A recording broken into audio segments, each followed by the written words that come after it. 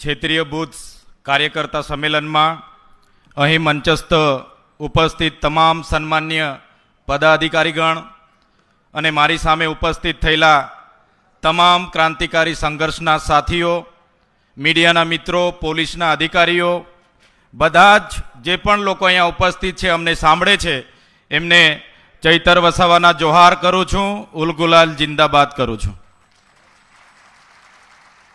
સાથીઓ, આગળ મનોજભાઈએ કીધું કે અમદાવાદના કાર્યક્રમમાં પણ આપણા બેનરો, આપણા હોર્ડિંગો, આપણા ઝંડાઓ ઉખાડીને લઈ ગયા, ફેંકી દીધા.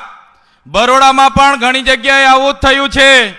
ત્યારે આજે આ વડોદરાની સંકલ્પ ભૂમિ પરથી જે પ્રકારે બાબા સાહેબ આંબેડકરે આ વડોદરાની ધરતી પરથી સંકલ્પ લીધો અને આખા દેશના લોકોને ન્યાય આપવાનું કામ કર્યું, સંવિધાન બનાવ્યું, એ જ પ્રકારે આજે આપણે બધાએ આ ધરતી પર, આ સયાજીરાવ ગાયકવાડની ધરતી પર, આ સંસ્કારી નગરી વડોદરાની ધરતી પરથી આપણે સંકલ્પ લેવાનું છે કે આવનારી 2027માં આ તાનાશાહી ભાજપની સરકારને ઉખેડીને અમે પણ ફેંકી દઈશું.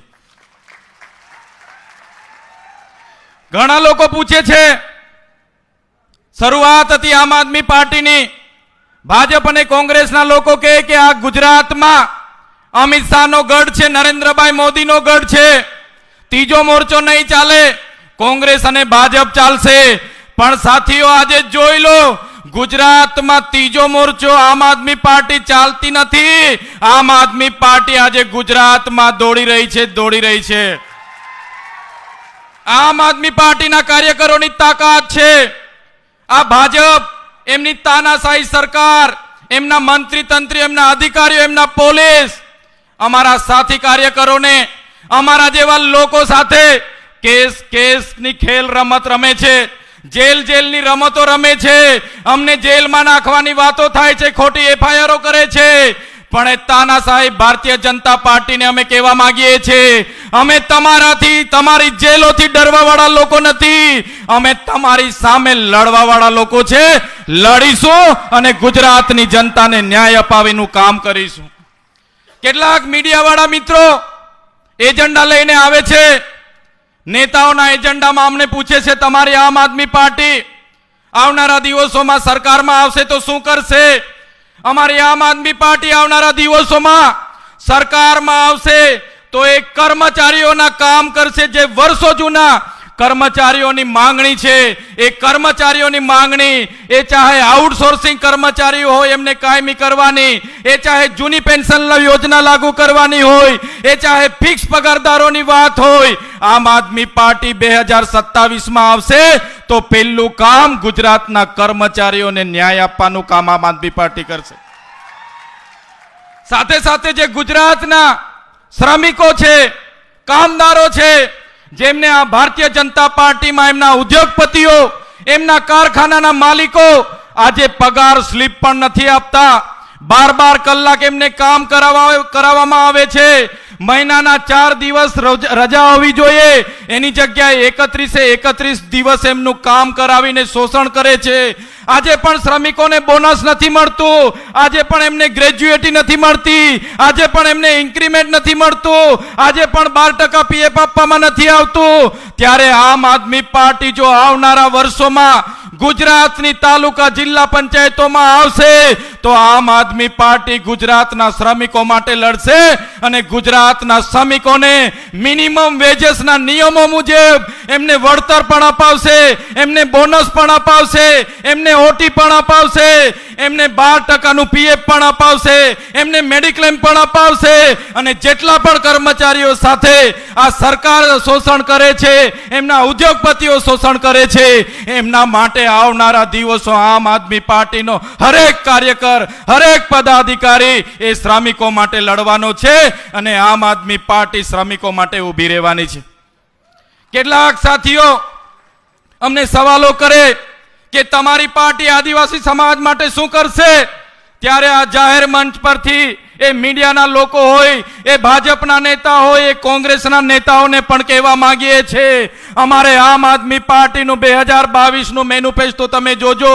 અને એ જ મેનિફેસ્ટો અમારો આવનારા વર્ષોમાં પણ રહેવાનો છે. ગુજરાતમાં આમ આદમીની પાર્ટીની સરકાર જ્યારે બનશે ત્યારે આદિવાસીઓની અનુસૂચિ 5 એ ચાહે કોંગ્રેસ હોય એ ચાહે ભાજપ હોય આજ દિન સુધી લાગુ નથી કરી. એ પહેલું કામ અનુસૂચિ 5 લાગુ કરવાનું કામ આમ આદમી પાર્ટી કરશે. સાથીઓ, આ મંચ પરથી તમને વિશ્વાસ આપું છું, હું ખાતરી આપું છું, જો આમ આદમી પાર્ટીની ગુજરાતમાં સરકાર બનશે તો ગુજરાતમાં ટ્રાઇબલ એડવાઇઝરી કમિટીનો ચેરમેન આદિવાસીમાંથી ચૂંટાયેલો ધારાસભ્યને અમે ચેરમેન બનાવીશું. સાથીઓ, આ મંચ પરથી તમને અમે ખાતરી આપીએ છીએ, આમ આદમી પાર્ટીની સરકાર જે દિવસે બનશે તે દિવસે ગુજરાતમાં પૈસા એક્ટ 1996 જેની અમલવારી નથી થતી ત્યારે આમ આદમી પાર્ટી આવનારા વર્ષોમાં ગુજરાતમાં પૈસા એક્ટની અમલવારી થાય, ગ્રામ સભાનો પાવર એને મળે. એ કામ આવનારા દિવસોમાં આમ આદમી પાર્ટીની સરકાર બનશે ત્યારે અમે કરીશું. આજે ગુજરાતમાં 1 લાખથી પણ વધારે આદિવાસી ખેડૂતોને જંગલની જમીનો ખેડે છે, પણ એને વન અધિકાર અધિનિયમ 2006 અંતર્ગત આજ દિન સુધી એમને સનતો નથી મળી. ત્યારે આ મંચ પરથી અમે ખાતરી આપીએ છીએ, આવનારા દિવસોમાં આમ આદમી પાર્ટી તાલુકા જિલ્લાઓમાં આવશે. આમ આદમી પાર્ટી આવનારા દિવસોમાં 2027ની વિધાનસભા જીતશે તો સૌથી પહેલા જે આદિવાસીઓ જંગલની જમીનો ખેડે છે એમને અમે સનતો આપવાનું કામ આમ આદમી પાર્ટી કરશે. આમ આદમી પાર્ટી આદિવાસીઓના અધિકારોની વાત હોય, પીછડા દલિતોની વાત હોય, ખેડૂતોની વાત હોય, વિદ્યાર્થીઓની વાત હોય કે મહિલાઓની વાત હોય, દરેક વર્ગ માટે લડવા માટે કટિબદ્ધ છે. અને અમે હર હંમેશ ગુજરાતની જનતા માટે લડીશું. અને એ ચાહે વિદ્યાર્થીઓના શિક્ષણની બાબતો હશે, ખેડૂતોના પાકના ભાવની બાબતો હશે કે ખેડૂતોની જમીનો પ્રોજેક્ટોમાં સંપાદન થતી હશે, એને યોગ્ય વળતર મળે, એમને ન્યાય મળે, એ દરેક મોરચે આમ આદમી પાર્ટી લડવા માટે તૈયાર છે. ત્યારે સાથીઓ, આજે વધારે વિશેષ વાત અમે નથી કરતા. આજે માન્ય કેજરીવાલ જે આપણી મધ્ય પધારનાર છે એમને આપણે સાંભળવાના છે, એમનો ઉત્સાહ મનોબળ વધારવાના છે. પણ આજે જે બાબા સાહેબ આંબેડકરે જ્યાં સંકલ્પ લીધો હતો એ ભૂમિ પર આપણે ઉપસ્થિત થયા છે.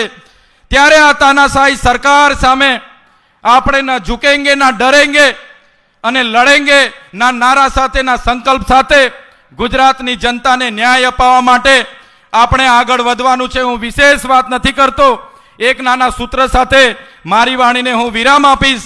ત્યારે जोर जुल्मों के टक्कर में संघर्ष हमारा नारा है, ए नारा साथे तमे आखू ग्राउंड आपणुं गूंजे ए रीतना बधा जोरथी मारा नाराने समर्थन आपजो ए बधाने विनंती करूं छूं. जोर जुल्मों के टक्कर में, जोर जुल्मों के टक्कर में संघर्ष हमारा नारा है. धन्यवाद. जय भारत, जय आदिवासी, जय जोहार.